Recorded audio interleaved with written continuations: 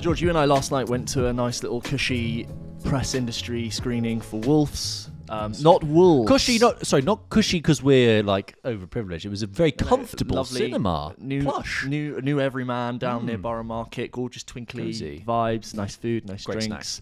Great snacks, very well looked after. And Wolves, Apple Yes. TV Plus film, which controversially, we covered it on Double Take a few weeks ago, got taken away from it. Its theatrical release got taken away.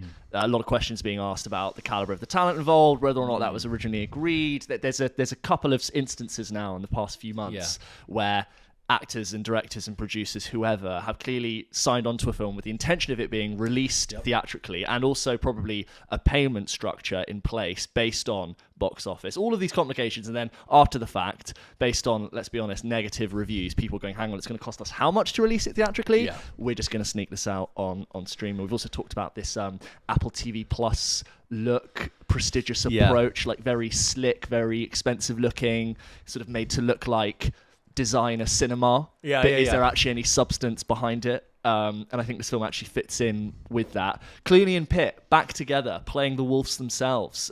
We've seen them many times in Soderbergh Ocean's films. They're obviously good friends. We pick up with an opening of this film. A woman has...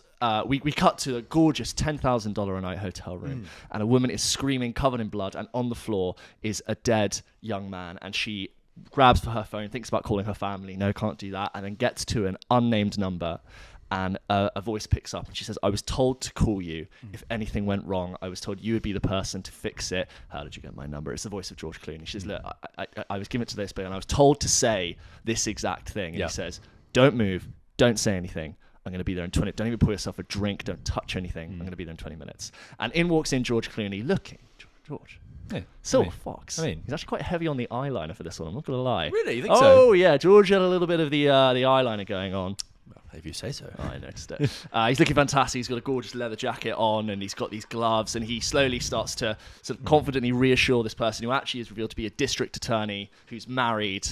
And as he's starting to dispose of this body in a sort of very Harvey Keitel-like role, there's a knock on the door, and who is it but Brad Pitt, dressed basically the same, with the same haircut, with a very similar demeanour, and they sort of look at each other and go, hang on, what are you doing here? I think your services are no longer necessary. I will be the one. They get a call from their third party saying, listen, you guys are going to have to work together. And that is the principal comedy of these guys work alone, but they get caught in this very long night where the disposal of this body goes a little bit wrong, and they get drawn into an odyssey, a saga of late night shenanigans. It's directed by John Watts, who's done the Tom Holland Spider-Man films most recently, and he also wrote this film.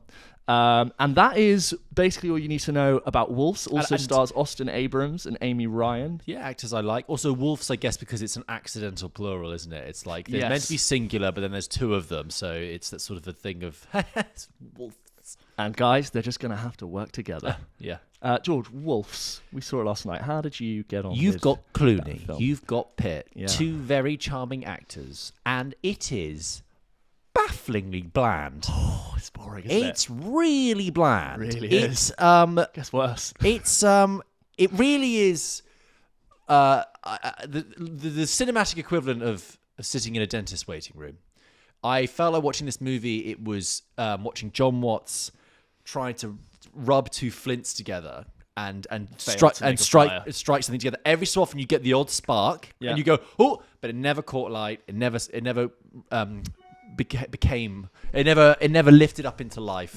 And it is quite odd because they are inherently charming people. They've done so many films together. They have chemistry with each other, and it just like evaporates on screen. And it's one of those films, a bit like The Lost City with Channing Tatum and Sandra Bullock, where it looks a bigger film than it actually is. Yeah. And with The Lost City, like very quickly just becomes Channing Tatum and Sandra Bullock in the jungle. The cast is very small. There's the same thing with Wolves. It's actually like there's maybe 5-6 characters, barely, and it's really just these two in nice looking clothes in a nice looking car driving around New York in the snow.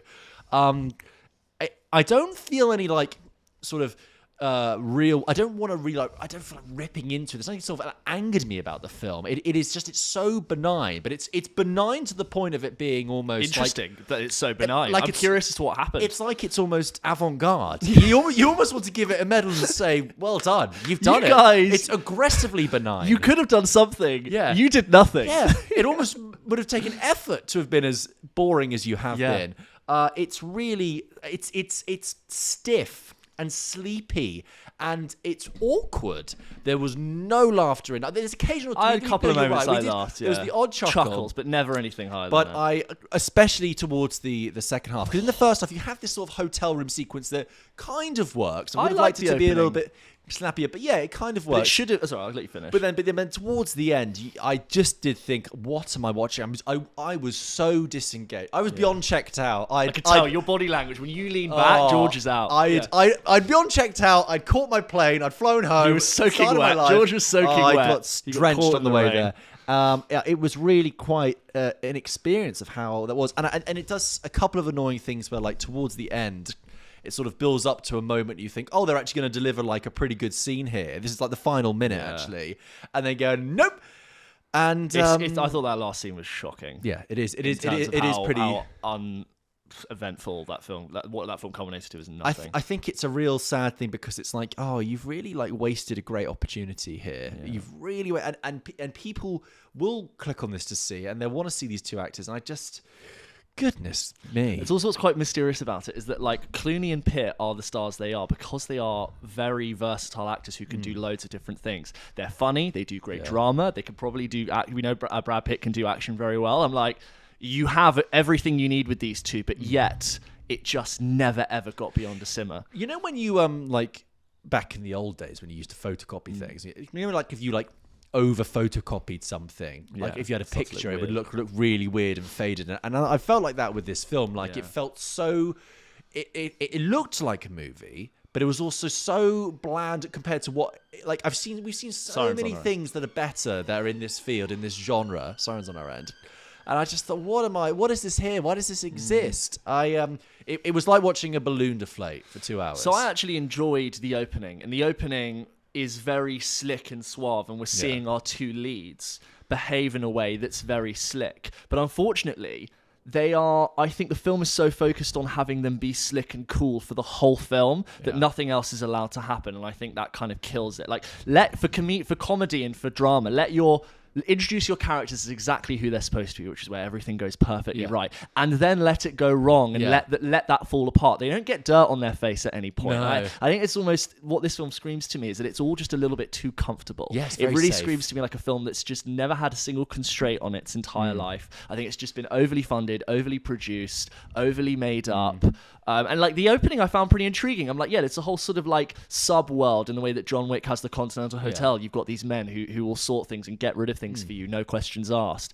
But it just hovered at this hollow simmer, and we get this elongated chase sequence after the first scene that just went on forever. And when you're that bored watching a chase scene, I ended up noticing, I've been to New York a fair few times, but really I've actually just played in Platinum the Marvel Spider-Man games. They started in Chinatown, and then within like 5 minutes were way uptown. I'm like, sorry, you think you've run? Oh yeah, you think you've run uptown? You are. If that's what you're thinking, you are so disengaged. I'm so bored. I'm just like, there's no way they could have made it from Chinatown to there in that amount of time. Anyway, and it's just staggeringly boring. I thought the ending was just really poor. They cobbled together just an explanation that didn't impress me for how the whole film happened. It was so lazy. And I said to George, I just looked and I was like, what?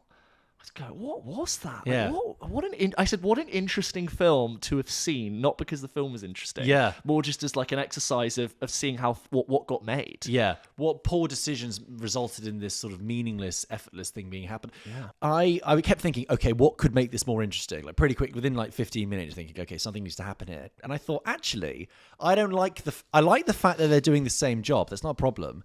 I would have preferred it, actually, if their personalities were completely different. I would have liked it if they were both fixers, very good at what they do, but have completely different styles. Yeah. I like bring a little bit of chalk and cheese into it. They are the same character. That we never get their name. They dress the same. And the humour and the interactions between them, like I said, is a bit stiff. You have great charm and chemistry. But I don't know whether it's John Watts or something, but with the Spider-Man films, I always felt like the sort of quippy dialogue scenes never worked for me in the John Watts films, and in particular in No Way Home, where all the villains are in the glass tanks, and Tom Holland and Zendaya and Ned are all stood there Very talking dark scene. and they're all like riffing. It's like, hey, but you said you fell through this. Oh yeah, but Oscorp, you did that, and it's really stiff. And that's what this feels like. Just a little bit of, hey, we'll deliver line here and deliver line there. It's tepid. Oh, it's like tepid. eating a meal deal and looking at a puddle. I don't think if you've seen it, I don't think you've seen a film like it in a lot of ways. It's strange. It's like I said, it's almost artistic. How boringly bland and then, it like is. the first half is better because I think the opening is almost like you're being stained by the intrigue of what's going to happen. Yeah. But as the film goes on and you realise that this film has nothing to say, isn't going to do anything interesting in plot, and you get towards the end, you're like, oh my god, I think this is all they're going to offer. Yeah. You're almost just like, I cannot believe it. Do you remember there's a shootout, not at the end, like right before the end with the car? Yeah.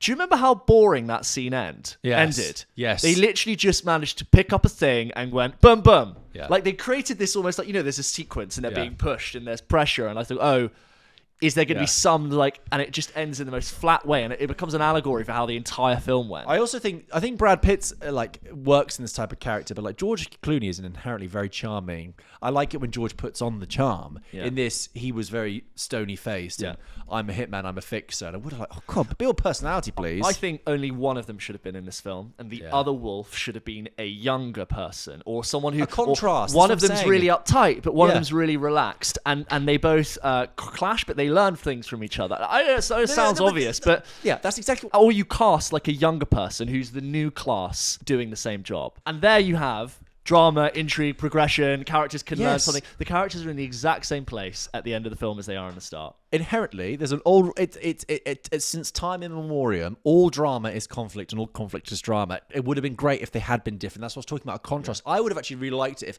against George Clooney being this very clean, meticulous person, a bit like Fassbender is in The Killer. Yeah.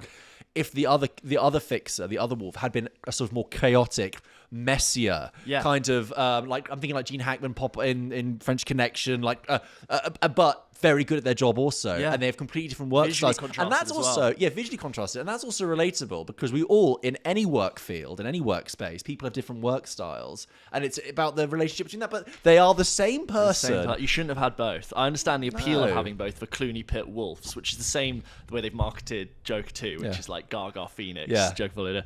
But what an interesting film not to watch. No. There's no nothing. There's no nothing. And you watch this really elongated chase sequence. It's not that funny.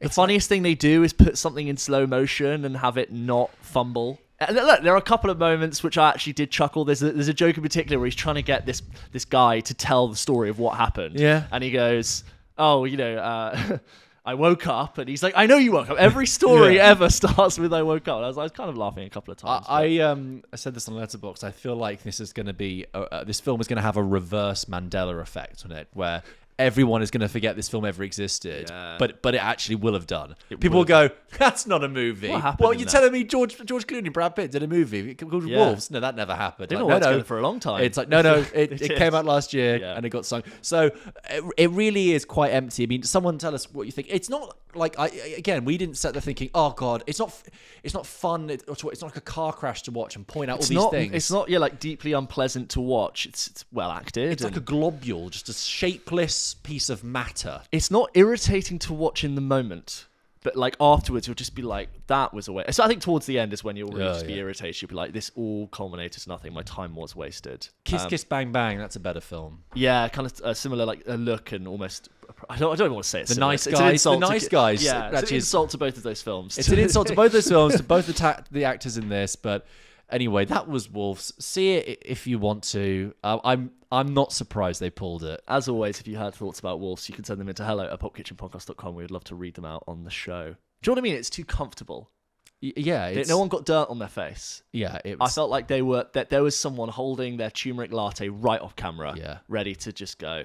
And they kind of got sucked into the cycle of, yeah, Brad, George, hey, that's really fun. Yeah. George, are you doing this? Yeah, Brad, I am. Let's do that. That's great. Well, we can grab lunch after. I'll do a film with my best friend. Yeah. Lovely. Yeah. And wear nice clothes and look fantastic. Sirens on our own. Sorry. Sorry, we don't know what's happening. Yeah. Could choose the leather jacket. Come on. It's I found it. I did.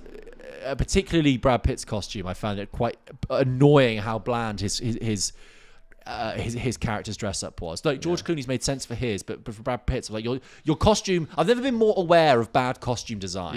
For a character, I was like, give me more. You also, the scene with the woman in the red light district, like that just went nowhere. What is that? What was the interest? What was the draw? It's baffling. It's quite baffling. I don't want to rail on it because it's very easy to do this. But moving on, that was Wolves.